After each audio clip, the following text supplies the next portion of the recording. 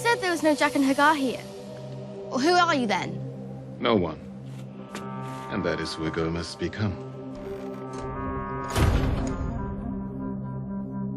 The House of Black and White is a temple and the headquarters, for lack of a better word, of the Faceless Men. The priests of the many-faced god are also paid assassins in a sense, but there's always a religious aspect to what they do. Jaqen was this person who could magically disappear. It makes perfect sense that this would be very appealing to Arya. She's traveled all this way. She doesn't really have a direction. When she gets into the House of Black and White, she realizes there's a lot more going on than she originally thought. The House of Black and White is an interesting visual effects challenge for a couple of reasons. It's a combination of set piece by the art department in CG that extends to its full super height. The black and white doors were described as being 12 feet tall. They were always to be very rectangular. What was wonderful about them was to see Arya next to those doors. The House of Black and White consists of many different halls. One of the bigger ones is the atrium, where a big fountain stands. All the people receive the drink of death.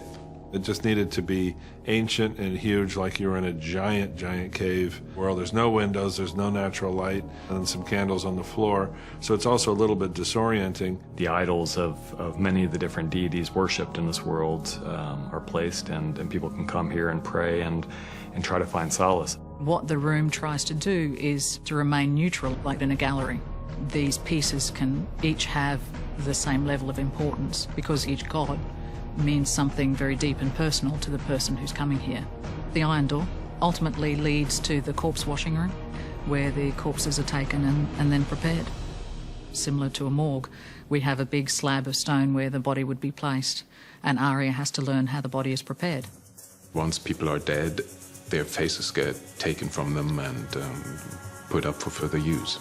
With the Hall of Faces, there was always a big question as to how much of this space would be practical and how much of it would be in visual effects. We wanted it to be mystical and creepy, but at the same time feel like an actual space. These faces are somehow stored, but also part of the architecture. We've built approximately 600 faces. We've tried to have a mix of as many different sort of races and ages, face shapes and sizes as possible. Done a few on the team, so we've got David and Dan in there. The one face that Arya is touching, it's actually turned out to be my mum. She was delighted. She's like, oh my God, I'm going to tell everybody I'm in Game of Thrones. It's the most impressive set that I've been into, but that's not even all of it. It goes on for pillars and pillars and pillars and goes up for meters and meters. Largely, whichever direction you look, it's giant pillars covered in faces, like a hall of mirrors in that way. It's disorienting because it's so the same in all directions, and it's so big. Seeing all of those eyeless faces looking at you when you walk down those columns, I think it really helps the actors get into the scene, to be in the middle of something that is as deeply weird and wonderful as the Hall of Faces.